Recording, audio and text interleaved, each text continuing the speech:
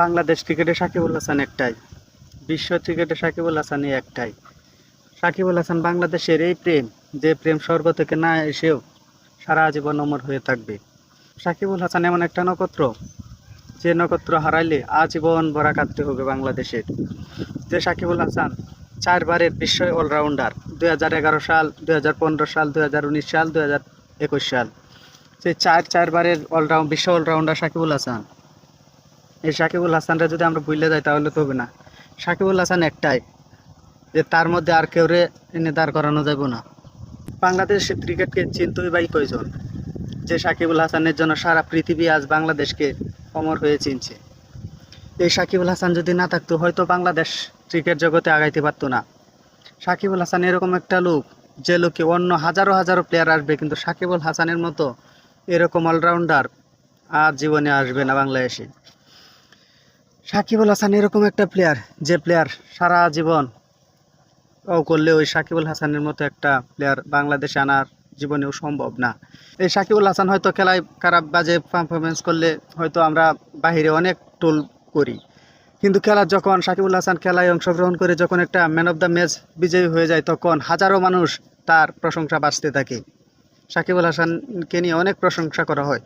যখন বাজে খেলা খেলে তখন হয়তো আমরা হাজারো মানুষ সাকিবুল হাসানকে নিয়ে অনেক বাজে মন্তব্য করি, অনেক বাজে কিছু করি, কিন্তু এই নক্ষত্র হারাইলে হাজারো বার চেষ্টা করলেও এই নক্ষত্র ফিরিয়ে আনা যাবে না।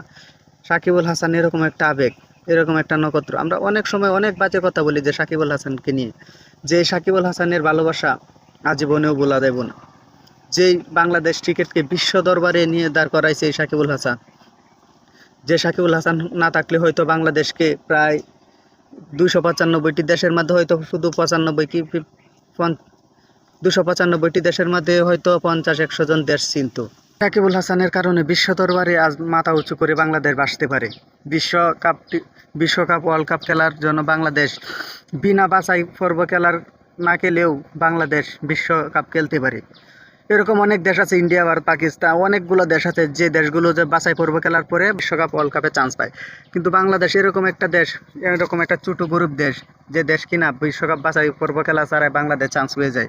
এটা শুধু এই বাংলাদেশ সাকিবুল হাসানের জন্য হয়েছে। সাকিবুল হাসান এরকম একটা প্লেয়ার, যে প্লেয়ার হারাইলে আমরা জীবনেও খুঁজে হইব না। হয়তো সাকিবুল হাসানকে নিয়ে অনেক টল তামাশা আমরা করি, যে যখন সাকিবুল হাসান একটু ভালো খেলা করে তখন হয়তো আমরা হাজারো আমন্ত্রণা জানিয়ে তাকে উৎসাহিত করে তুলি, কিন্তু খেলা তো আর সবসময় খারাপ যায় না।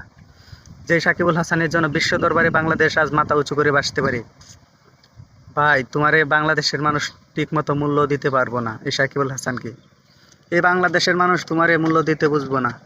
যে সাকিবুল হাসানকে নিয়ে যে আমরা এত মন্তব্য, এত বাজে কথা বলি, এসব টল বাদ দিয়ে চলেন সাকিবুল হাসানকে নিয়ে বিশ্ব দরবারে আবারও মাথা উঁচু করে দাঁড়ায়। এই সাকিবুল হাসানকে দিয়ে যে বাংলাদেশকে যেভাবে চিনা হয়েছে, এই বাংলাদেশকে যাতে আরও চিনাইতে পারি, বাংলাদেশ ক্রিকেটকে যাতে আরও উন্নতির দিকে নিয়ে যেতে পারি, সাকিবুল হাসানকে দিয়ে। বিসিবি বোর্ডকে বলছি ধন্যবাদ।